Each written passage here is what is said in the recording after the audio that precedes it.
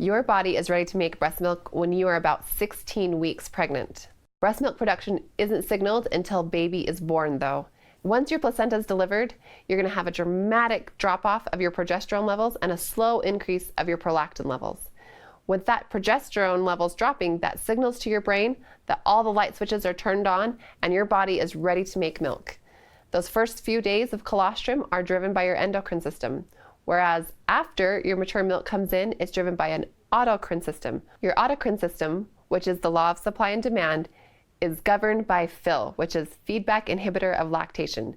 What that basically means is a full breast sends a signal to your brain, slow down the presses, we don't need to make more, we got enough. An empty breast sends a signal to your brain, we gotta make more, which is why frequent feedings and staying on top of feeding your baby and emptying your breast are what's gonna help you have a good milk supply. Let's talk about colostrum. Colostrum is the first milk that your body will make after delivery. A lot of moms tell us, I don't have any milk, and that's just not true. You do, you have colostrum. Colostrum is thick, it's like honey, and it comes out slowly in small few drops, which is perfect for you and baby to learn how to breastfeed together. If it were to come out in a large volume, you would drown baby and you'd have a hard time figuring out how to manage things. But because it's slow, it's like training wheels for you and your baby. Baby can learn how to suck, swallow, and breathe, which is a difficult technique with that small amount of volume. Colostrum is also darker, which means that it is more condensed in some of its nutrients and proteins and will help baby get all that meconium out of its system. Sometimes I explain it to moms like it's frozen juice concentrate. You need to add 3 other cans of water when your mature milk comes in because your mature milk has more volume. Colostrum doesn't have that volume and it really doesn't need it. Your baby's going to get exactly what it needs. To give you an idea of just how concentrated it is, you and I sitting here have about 100,000 white blood cells in our body. In 1 milliliter of colostrum, there's 1 to 5 million white blood cells.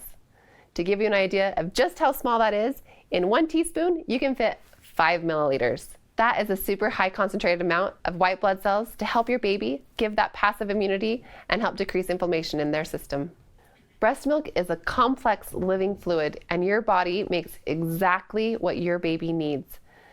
Inside breast milk, you'll find water, fats, carbohydrates, proteins, hormones, amino acids, enzymes, and all other bioactive components.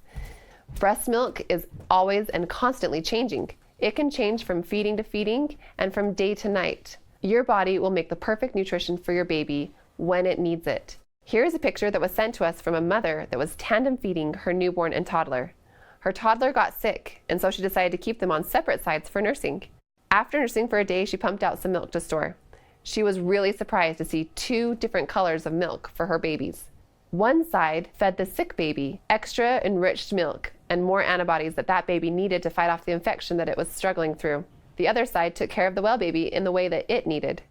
When the baby is latched to the breast, some of their saliva enters through the openings in the nipple and sends a memo to mom's body of the needs of the baby.